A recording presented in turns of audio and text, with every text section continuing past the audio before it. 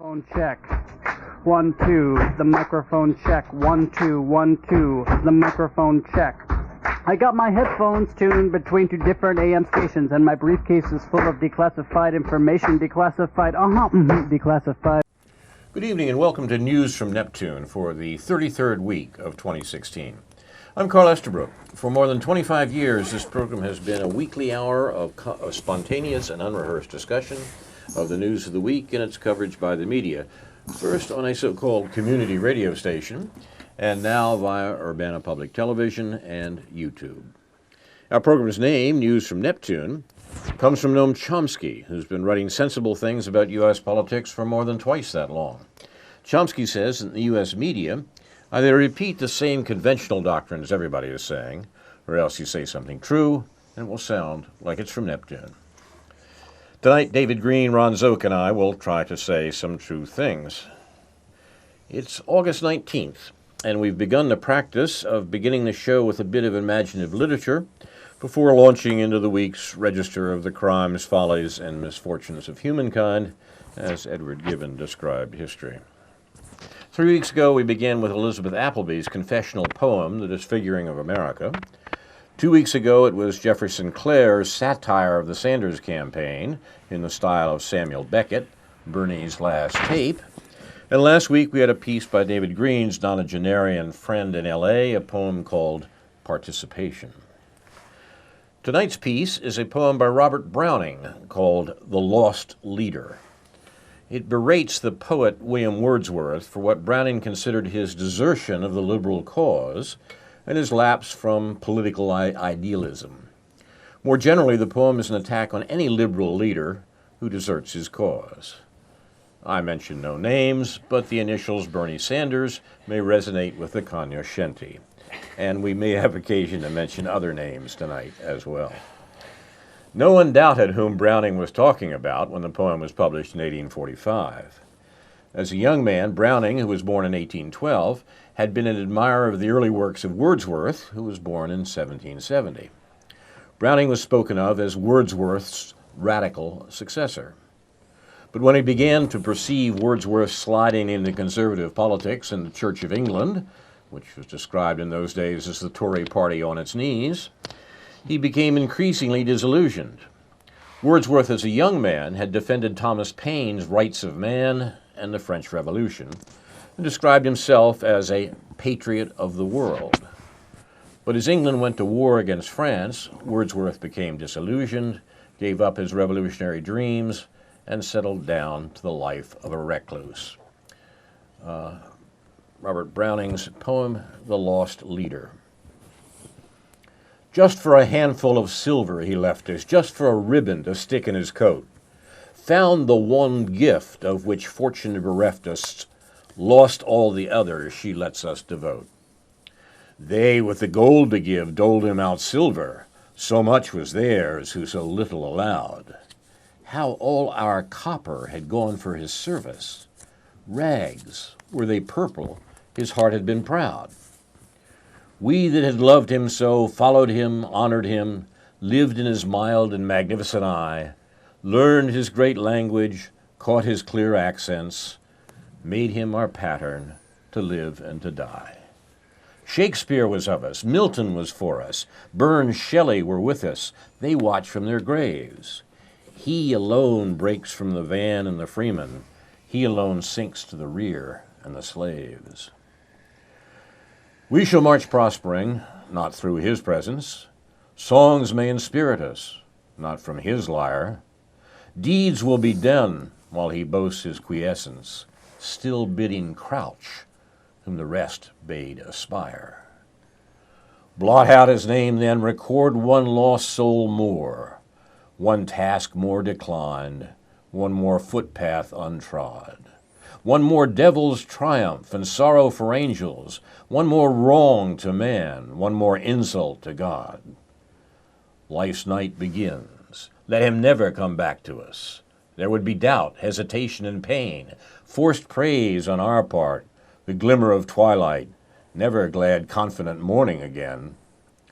Best fight on well, for we taught him, strike gallantly, menace our heart ere we master his own. Then let him receive the new knowledge and wait us, pardoned in heaven, the first by the throne. That's Robert Browning, the lost leader, and as I say, it seems to me to have resonances that are not only verbal with the present moment. What does it mean, the first by the throne? He envisions Wordsworth's eventual conversion, either in this life or the next. Is it the first by the throne? The throne of the Most High. I see. Yeah, yes, exactly. Okay. What he's suggesting there is that basically what the last part says is let him be. You know, we're not going to talk him into it. Let's go do what we have to do and let our appropriate actions instruct him and his eventual conversion, his eventual redemption, you know, in the great by and by.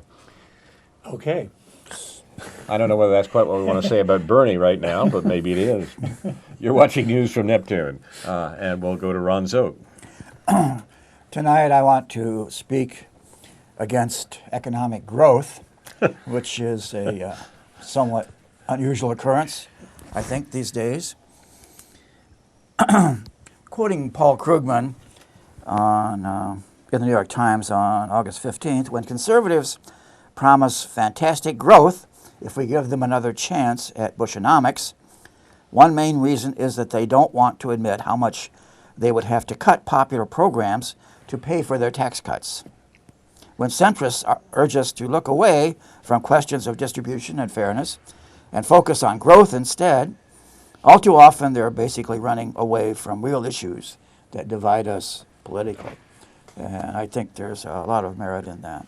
So I thought up an example may help us with the question of what is the value of economic growth, particularly when that displaces talk about distributive justice, which it seems to me should come first, but is rarely mentioned.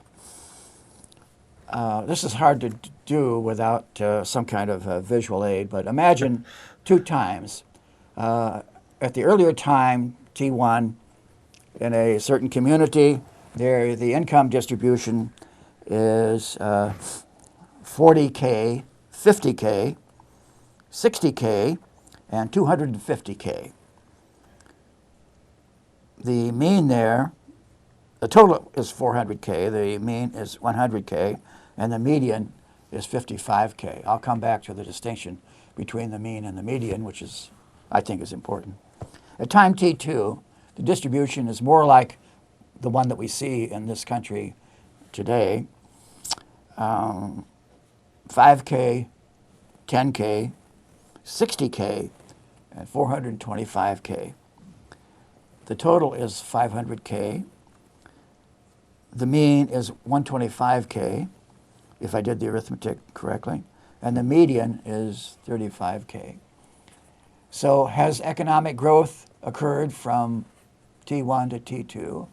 I think anyone would have to say yes, at least naively. The total income of the community has gone from 400 to 500K, and the mean, that's what people ordinarily mean by the average. If you have four numbers, you add them up and divide the total by 4, has gone from 100K to 125K. But notice this is influenced heavily by extremely large values. And this is the problem with talking about averages. What most people mean is the mean, statistically, and a few extremely large values will distort that considerably. So many more now recognize that we should be talking about the median, which is the number dividing the upper half from the lower half. That is, half of the cases will be above the median and half the cases will be below. And it seems to me a much more meaningful figure. So you can look at that, and one measure of the, or at least indication of the degree of inequality in a community or society is how much the mean exceeds the median. And I'm not sure yet whether the difference there or the ratio is the more meaningful figure. Perhaps my colleagues will help me here with that. But the second figure that I mentioned, T2, where there has been, according to most people's lights, I think, economic growth, seems to be a grossly unfair one. And certainly I would much prefer to live in the earlier community at time T1 than the later one at time T2, where there's been more economic growth. So has economic growth occurred? Most people would have to say yes, I think. But I want to mention some problems I have with the growth metaphor. Growth seems to assume that there has been normal, healthy change, development from one state to another. Think about the growth of a plant or an animal or so on. But what these people don't seem to understand is that there are other kinds of growth that are extremely unhealthy and indeed fatal. As someone has mentioned in a kind of cute statement, endless growth is the ideology of the cancer cell. It just grows for the sake of growth and eventually kills the host. So growth typically means higher numbers on some scale, the scale of some metric, and that's not all it means. So I think when you talk about growth, you're importing the notion, presupposing that this is healthy growth in biological sense. But when talking about economic matters, it can be anything but that. Some have talked about the Tea Party cancer that has grown up in the Republican Party and seems about to kill it. I think that would be a misfortune. We will lose any possibility of a responsible and plausible opposition party, which I think we need. I believe some of the political sociologists who point out that, or claim anyway, that we need a plausible, competent opposition party. Any individual office holder or party in power too long, I think, tends to become complacent and corrupt, and to view the office, his office, as a personal property.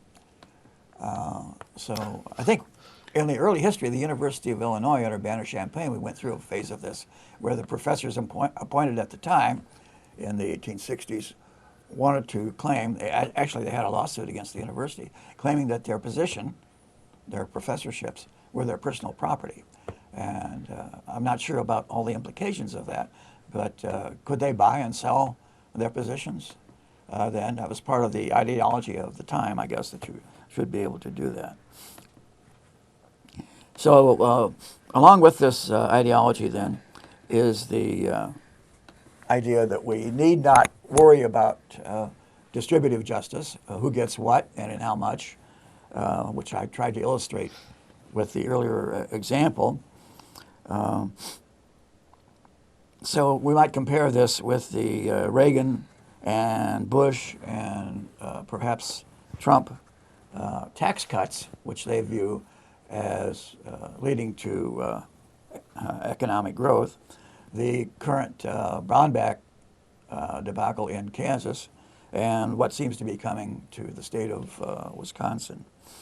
These people typically invoke what's called the Laffer curve in supply-side economics. If you graph the relationship between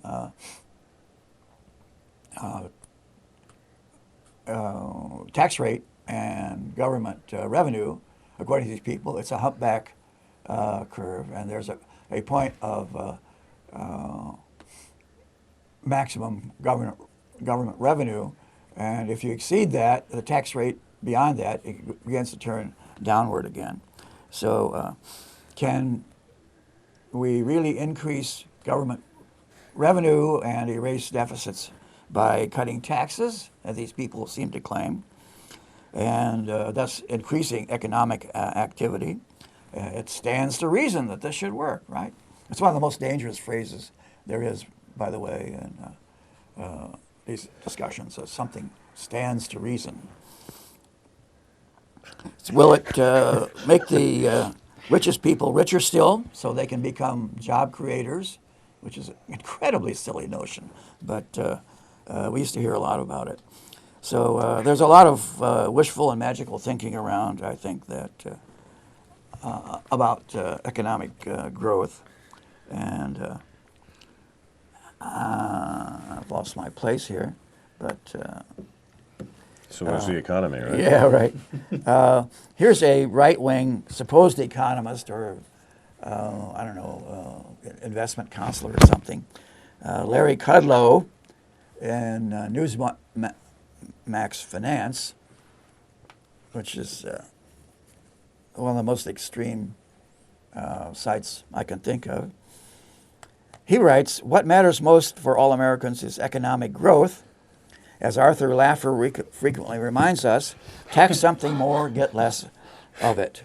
Tax something less, get more of it." Mm-hmm. Mr. Trump's Big Bang economic speech on Monday will outline policies to tax growth less and restore prosperity. Mrs. Clinton, on the other hand, has nothing but prosperity killers up her sleeve. So you can look up the statements of Mr. Kudlow, if you like, and I have no confidence at all that anything he says is true or valid. A couple of minor points then before I stop. The Justice Department says it will end the use of private prisons, which is a good thing, it seems to me. The for-profit prisons have been a blight on policy for some time. Unfortunately, it's a relatively small happening.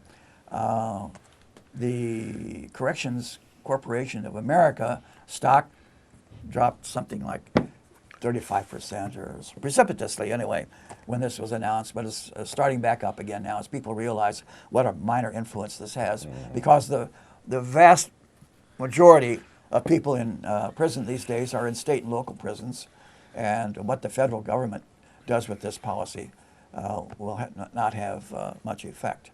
So, and of course, there are increasingly large numbers of people in detention, which are not part of the prison system officially. It just looks that way. And so it will do very little to inhibit what we've come to call mass incarceration. So the private prisons was part of the big fad of privatization that occurred. The schools, the prisons, and so on, all public facilities and so on. That started to occur in the late 70s. And we may be stuck with it for a while because the Bureau of Prisons has committed themselves to honoring all the present contracts. They won't all be terminated immediately. And some of them will terminate naturally as much as 5 years in the future. So we're stuck with this mass incarceration for a while. For the first time, a metro's median home price tops the 1 million mark in the housing market. Rising home prices and growing affordability concerns showed no signs of abating in the second quarter, as San Jose, California, proximity to Silicon Valley, became the first city where the price of a typical home, or that is a median home, eclipses $1 million. So with those scattered notes, I'll stop and let my colleagues have at it. Thank you very much, Ron. You're listening to News from Neptune. We'll postpone the regular exercise of correcting Ron's mistakes and move on to David Green. No, I mean, reason should absolutely sit down for a change. No, I'd be happy to just make a few comments to build on what Ron is saying. Okay, I mean, these are important issues in terms of how we think about the economy, and there isn't enough careful reasoning such as was being done by Karl Marx a couple of 100 years ago, well, 150 years ago, in that general area.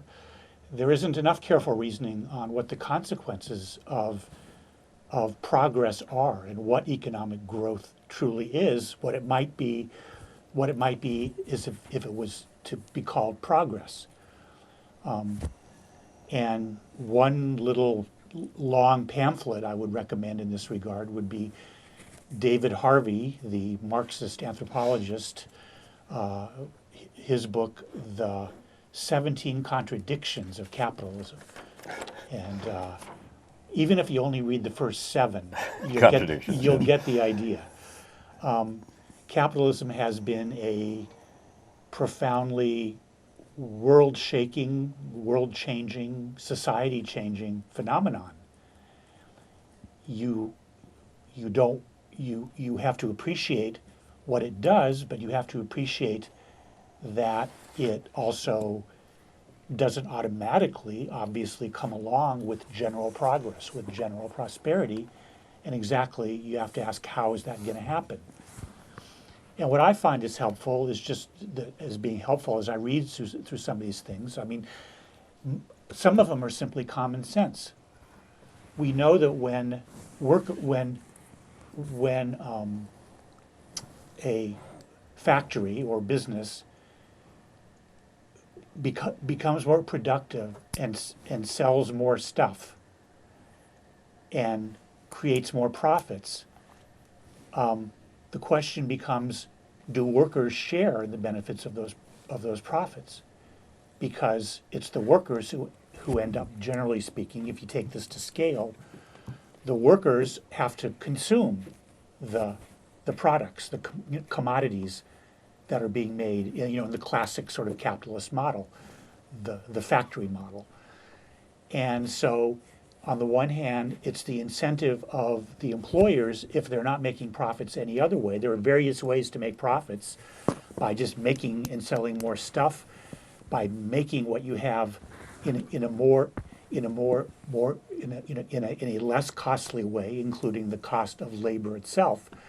But that may come with the contradiction, if you choose to pay your workers less in order to make more profits, that comes along with the contradiction of the fact that workers will less be able to consume what they produce.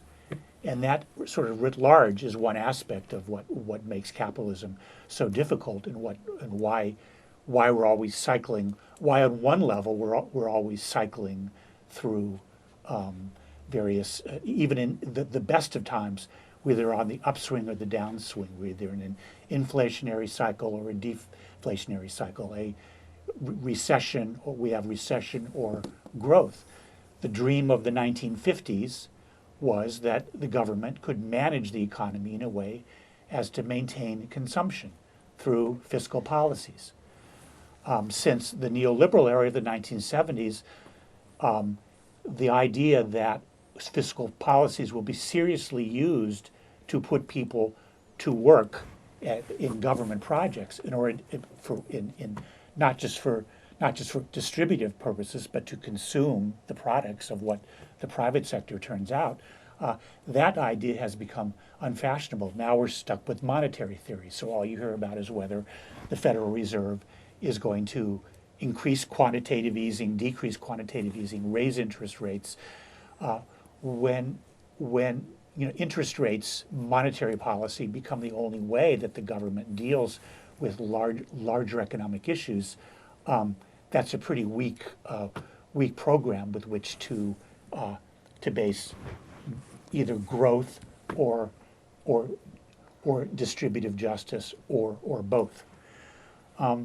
Just to put it in concrete terms, if you have a factory in which they're making school desks and they are able to increase their productivity, say double their productivity, so you only need half as many workers to produce those school desks, and the society doesn't really need any more school desks.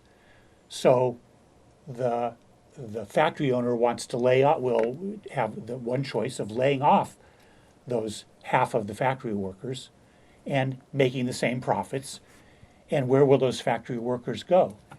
Well, the factory owner may get richer from that, but obviously the workers will be poor.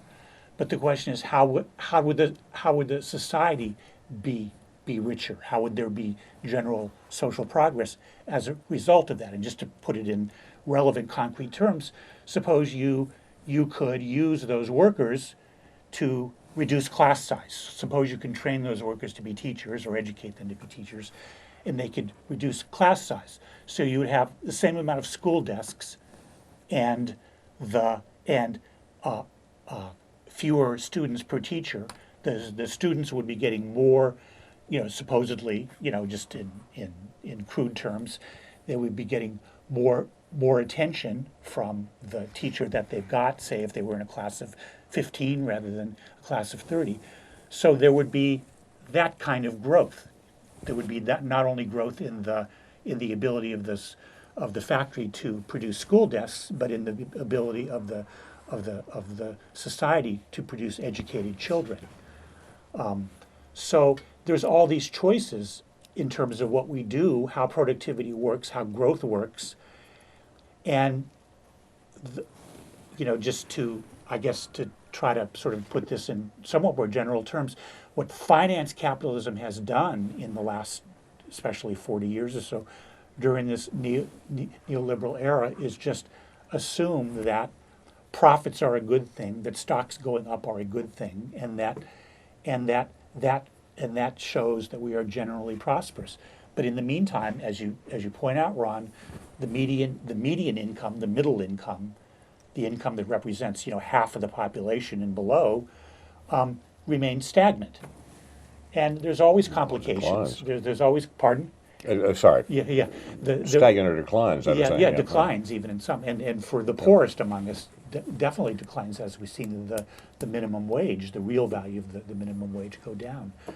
So there has to be more general understanding and more disciplined ways of thinking about what the choices that we have. I guess I'll say one more thing, since I didn't really have any serious prepared comments to make, although it might come around to the whole Trump issue and the whole Clinton issue and all that.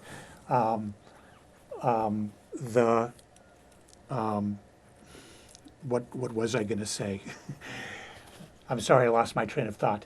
But I just think that, There'll be another one long before long, don't worry. Interest groups. I mean, last week, Ron, we were raising the issue of social class versus interest group, identity groups, and so forth. And obviously, these are staples of political theory and political thought, and we're thinking about, you think about interest groups and the way they work in capitalism. People are assumed because they have a particular job, their interests are related to that job, to people in that profession or that occupation or that vocation having jobs. So they're going to pressure the government to have policies that put them to work. Whereas you have other people in other, whether it's agriculture, industry, business, finance, public service, teaching, whatever, everybody's concerned about their own turf. And the government is supposed to work all this stuff out because everybody wants to get paid and everybody wants to consume and have a decent lifestyle. But imagine, again, I think we could always imagine alternatives, and on the basis of comments I've made about the manner in which the government may use the Federal Reserve to issue currency, to create money, to put people to work and all that, how it's pretty clear that everybody has an interest in there being schools and teachers being properly rewarded. Everybody has an interest in putting food on their table. Everybody has an interest in having a library and a park. And everybody has an interest in being able to go to the store and buy a cell phone or whatever it is they feel they need. Would those be public schools, though? Public parks? Yeah, well, I mean, I would assume they would. But if one takes out the equation of where's mine, if one takes out the issue of self-interest, in terms of the economic interest of teachers, say, to make more money. Suppose if there was just a guaranteed annual income and at a decent level, and at that point, the political process might look differently. We have resources to be used, whether in education, whether in libraries, whether in parks, whether in the private sector, whether in consumption in the private sector. The people could decide politically, democratically, consensually, how those resources were to be used. And people might have preferences about whether they like to read or whether they like to play tennis or whether they like to sit in a bar and look at their cell phone. But those can be worked out, not necessarily as a matter of who's getting more.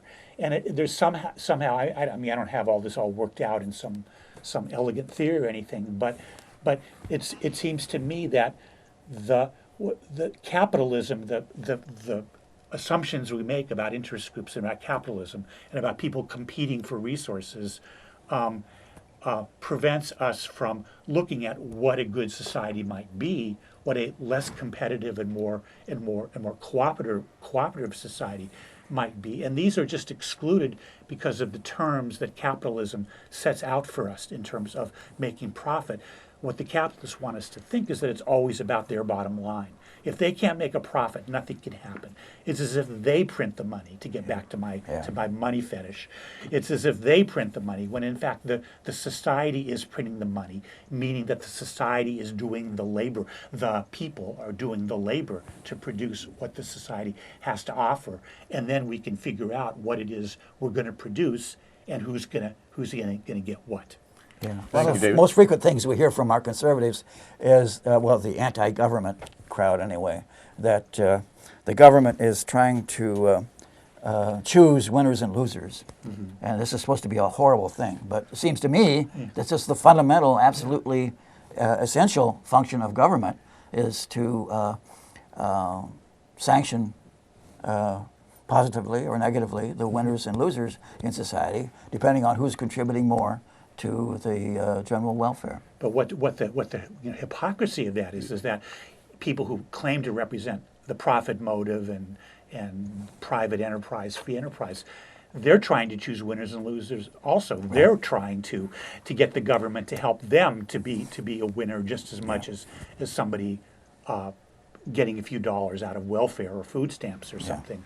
There's a lot of hypocrisy, and in fact, it's the people we should be choosing. I mean, again, to talk about winners and losers, people should be talking about what the needs of the people are at a personal level, at a public level, and what our resources is, how the environment is affected by the use of those resources, how the quality of life is affected in more ways than just consumption, and decide those things and organize our government and our society around basic human rights, about in terms of meeting basic human rights. I'd like to unpack that phrase about choosing winners and losers in a minute, but I'd like to go back to the point where Ron started, that is the question of distributive justice, because I think that really is very close to the heart of the political unrest, such as it is in the United States, indeed perhaps in the world today. The problem is that the form of distributive justice that has existed since the Second World War changed radically 40 years ago, as David suggested in passing, with the rise of neoliberalism. And so the fact of the matter is that for most Americans, and it's important to think about that distinction between median and means that Ron mentioned, but for most Americans, wages in America have been flat for 40 years. Minor variations up and down. Throughout the entire Obama years, 8 years of the last 7.5 years in this country, median real family income has declined for most Americans. Now, these are important. These are the fundamental issues, even more fundamental perhaps than absolute distribution. Conservatives frequently said, well, why be worried about distribution if everybody's getting along okay, if everybody's getting enough? Why be upset that a few people get some more? I mean, that's just a fact. The point is that the assumption is wrong. It's not true that everyone is getting enough when enough is defined even as the lifestyle and prospects in life that existed for the parents of this generation. That's what's changed in 40 years, and that's at the base of a good bit of the agitation that brought us Bernie Sanders, that brought us Donald Trump, and indeed produced the Brexit vote in England. They are similar phenomena. And what's happened there is that neoliberalism, for reasons that we've discussed frequently on this program, is confiscating the lifestyles of a good bit of the population and restricting the possibilities of their advances economically, whether the government chooses winners or losers or not. And it's that change, I mean, the rising tide that lifted all the boats in the so-called 30 glorious years after the Second World War ameliorated the problems of distribution in a sense because people were doing better on the whole. But when that stops being true, then the notion that the differences are more noticeable is true, particularly as those differences are growing. What's happened in America in the 40 years of the suppression of lifestyles and prospects is that inequality has grown vastly. And not only has it grown, it's grown at an increasing rate. It continues to grow. In the Obama years, 95% of the income gains after the 2008 economic crisis, 95% went to not the top half of the population, the top 1% of the population. Now that's what's going on. And once again, it may be fine if everybody was doing okay, but in fact everyone is not doing okay, and the differences are exacerbated and are even more evident. I think this is the source of the domestic political issues that we have, and I think it's also bound up, by the way, and this is a more complicated discussion, but it's bound up with American foreign policy, American war policy.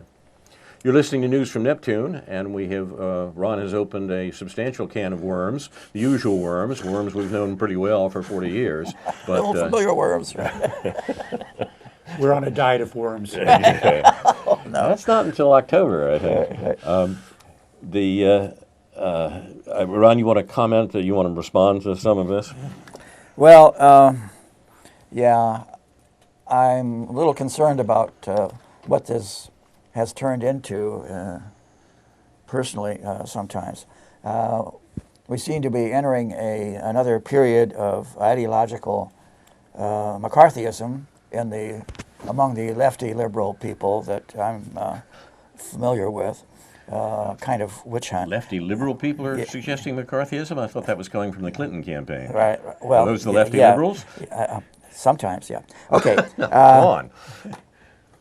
We've gone through a period in the 50s, especially when people were accused of being not sufficiently anti-communist.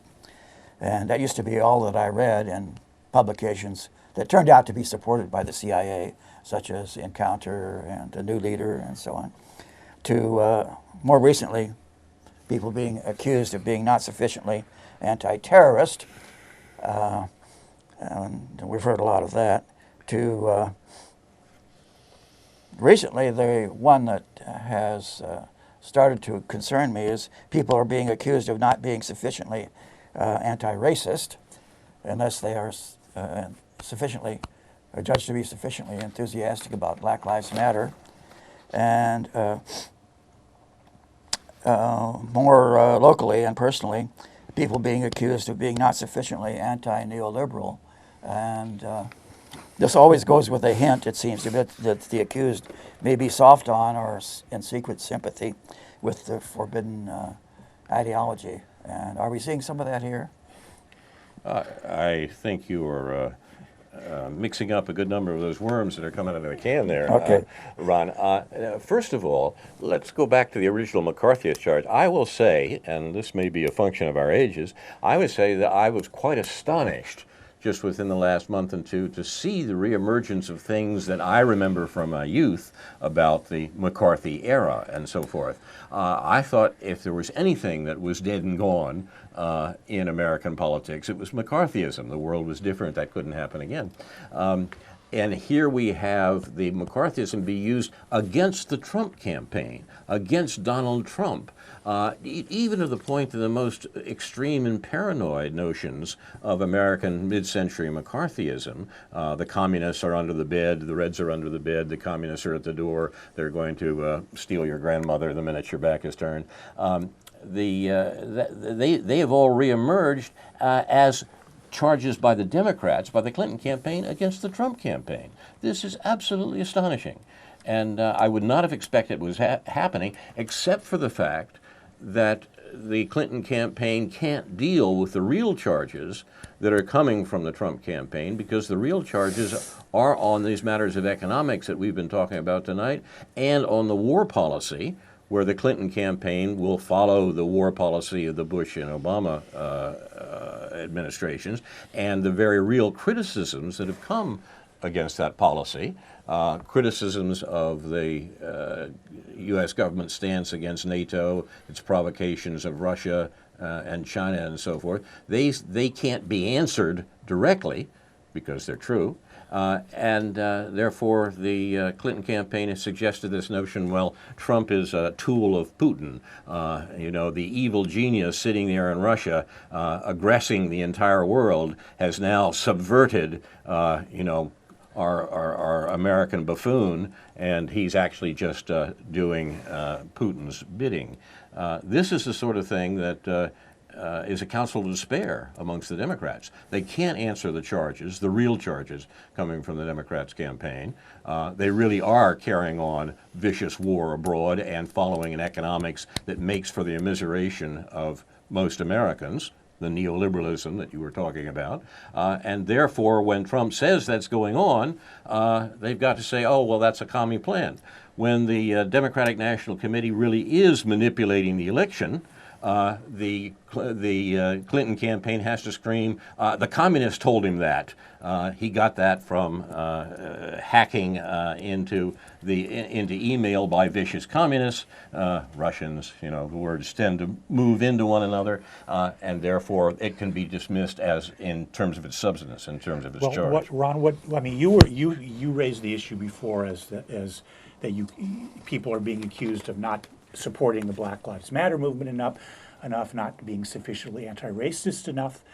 And that resonates with me a little bit, especially in light of our last 3 or 4 decades of people being accused of being anti-Semites or not being, let's say, not being anti-Semitic enough.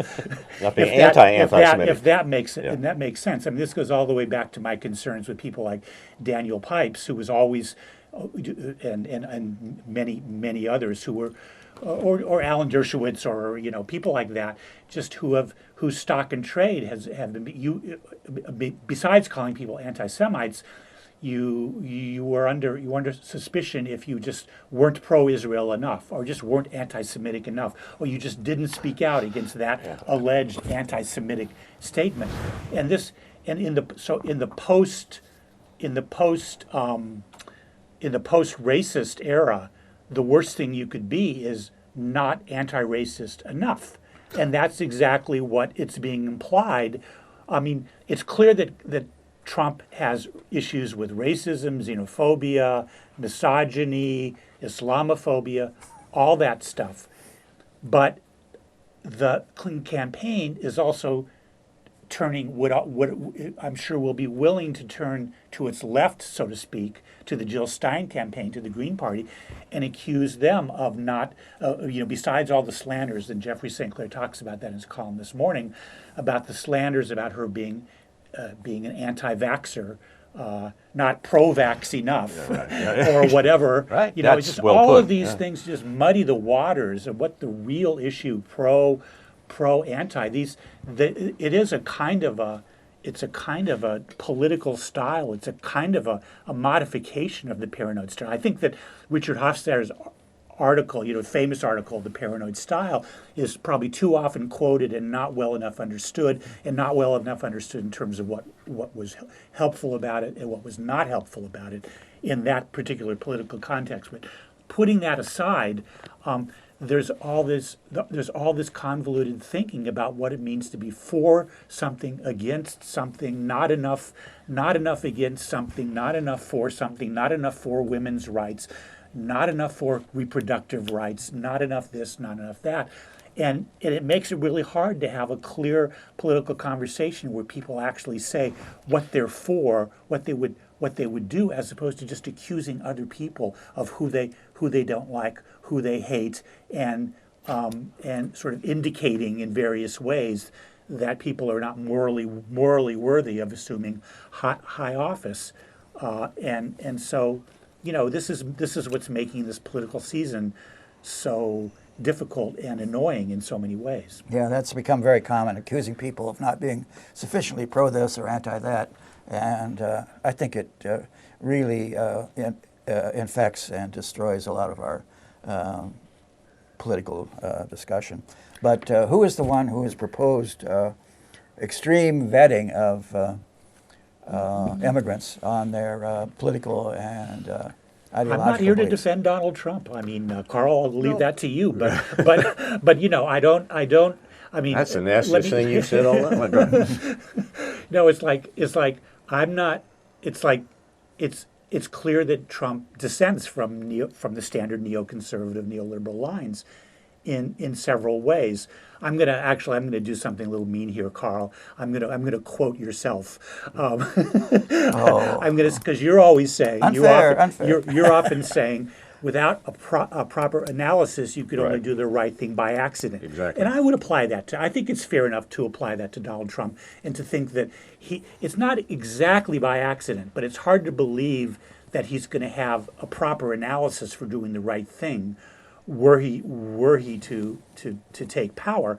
And that in itself doesn't make him any less disqualified. That doesn't make him superior or inferior to Hillary Clinton. We know what we're getting with Hillary Clinton. We know what her analysis is and her history is. So I'm not here to defend either of them. I would rather defend Jill Stein against these scurrilous charges, including apparently by our local foreign policy analyst Bob Naiman, who's been kind of caught red-handed with some emails by a fairly well-known guy named John Stauber, of promoting scurrilous accusations against Jill Stein for being an anti-vaxxer. So there's some nasty stuff going on here, and I don't see our community having intelligent discussions about what our choices are. I just see a lot of accusations, and I see a lot of people getting hot under the collar, and people that I like, people that I don't like, people that I don't know, but people I'm related to. I'd like to deal with some of those in a slightly different area in the few minutes we have left, and that is the foreign policy area. It seems to me that what's happening in the political discussion is that the charges that are coming against the political establishment, and the political establishment is represented by the Clinton campaign, clearly, continuity with the previous administrations, both in economic and military policy is what Clinton is, what's on offer there. But the problem is that the complaints against those policies are swinging enough. They're strong enough against the continuity. People don't want a continuity in economic and military policy. That the Clinton administration has to fob them off by misrepresenting them, or distracting people from those issues, such as the things that you mentioned in regard to the Green Party campaign. And there was a particularly striking example of that this morning, I thought, in Charles Krauthammer's column, which the News Gazette runs regularly. The column is entitled "The Price of Powerlessness," and the powerlessness that he is talking about is that of the national administration, of the Obama administration. He says they're powerless to defend the country against real threats to national security. Now, this is such a remarkable, because of Obama's fecklessness. He's not going out there, and killing enough people in order to defend the national security. This charge, which is the only way in which the present government activities can be discussed, apparently, in contemporary politics arises because of very real criticisms of what the government is actually doing. Krauthammer's response is to pretend the government isn't doing enough of it. And why? Because, as Krauthammer says, Obama simply doesn't care. He's not concerned about the fact that the Russians are coming, and that the terrible things are going on in a way, as we pointed out, we haven't heard literally in generations. Obama made all this perfectly clear in speeches early in his presidency, according to Krauthammer. 2 terms later, we see the result. This is a result, once again, of Obama's fecklessness. Ukraine dismembered, Eastern Europe on edge, Syria a charnel house, Iran subsuming Iraq, Russia and Iran on the march across the entire northern Middle East. Now, this is quite remarkable because, of course, all the things Krauthammer points to are things that the U.S. government has done. Ukraine dismembered. Now, remember, the Ukrainian crisis, which includes the deaths of perhaps 10,000 people, is a direct result of Obama administration policy. Obama administration worked to overthrow a legitimate government in Ukraine and substitute a government that had explicit Nazis in it, and then sicked that government on the parts of the country that didn't want to accept the new arrangement. This is part of the long-term American policy that predates the Obama administration, but which the Obama administration has fallen into with a great deal of glee, of provoking Russia in Europe. And Donald Trump comes along and criticizes NATO, which has been the primary instrument for this vicious American policy. And the response, rather than a defense of the policy, is to claim that Trump is a Russian agent. This is really quite remarkable. Eastern Europe on edge as a result of Obama's fecklessness, says Krauthammer. In fact, if Eastern Europe is on edge, it's precisely as a result of the Obama administration's provocative use of NATO up to the Russian border. Now, you might defend Obama by saying this is no different from what the Clinton and Bush administrations had done, and you'd be right about that.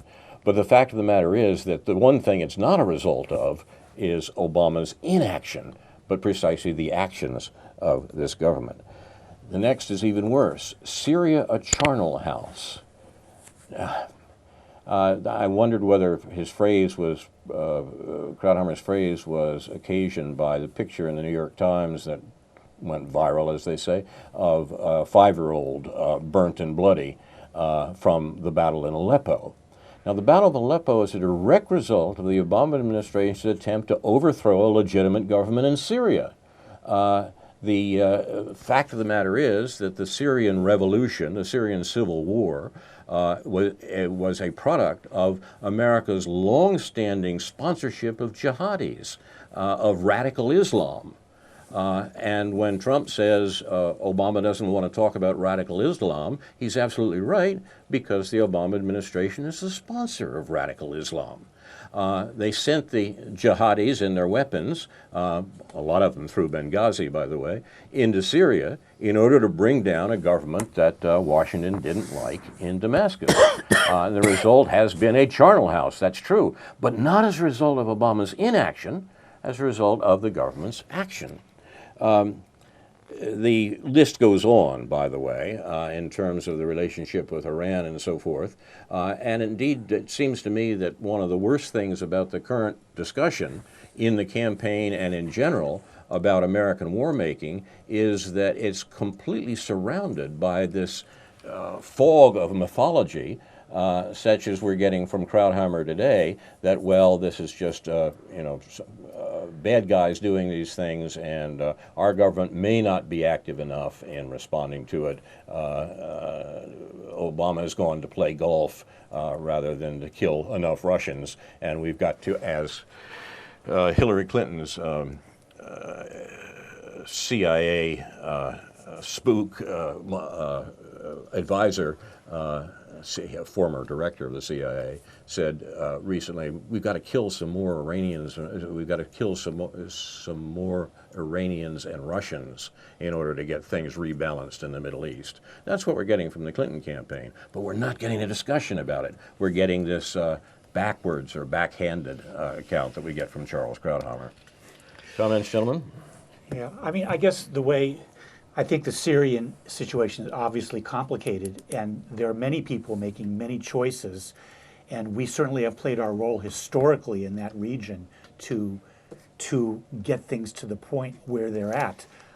That isn't to ever let Assad off the hook for being a monster, Yeah. which he is, but it's not also to let Obama off the hook for his reaction to the Arab Spring, which was not a proactive, pro-democratic response, obviously, to the Arab Spring. It was just to kind of wait to see how things worked out, to wait to see how our interests, quote unquote, were being affected by the events in Egypt and Syria and so forth.